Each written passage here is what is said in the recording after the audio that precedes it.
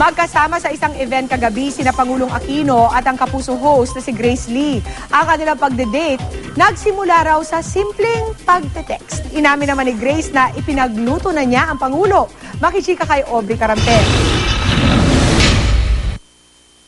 Sa larawang ito nakuha kagabi sa 112th anniversary party ng pahayagang Manila Bulletin. Makikita ang pagbebeso-beso ni Pangulong Noynoy Aquino at GMA Showbiz News anchor na si Grace Lee. Imbitado ang Pangulo sa naturang event. Nasa party rin si Grace na imbitado rin dahil kolumnista siya ng naturang broadsheet. Ito ang unang pagkakataon na nakita ng publiko na magkasama ang Pangulo at si Grace, matapos na umamin ang dalawa na nag-date sila. Nauna raw dumating ang Pangulo kay Grace sa event at nang magkita, nagbeso-beso ang dalawa. Yeah, like any normal people who are dating would do, right? Or even friends. Woman of the Hour ang TV host at radio DJ na isang Koreana pero pusong Pilipina. Ipinanganak sa South Korea. Nag-migrate sa Pilipinas ang pamilya ni Grace noong 10 taong gulang pa lang siya. Kaya dito na siya sa Pilipinas lumaki at nagkamalay. Nakasunod na rin sa kanya hindi lang ang local press, kundi maging ang foreign media na gusto siyang interviewin o makuna ng litrato. At marami ang tila curious kung paano nga ba siya sinimulang ligawan ng Pangulo.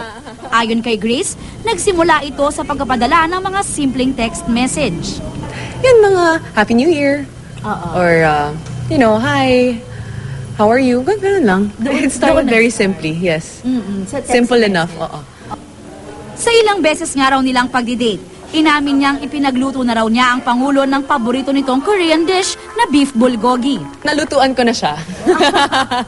Sarap pa naman. Of course. I'm a culinary student. At sa darating na araw ng mga puso, may plano na nga ba silang Valentine's date?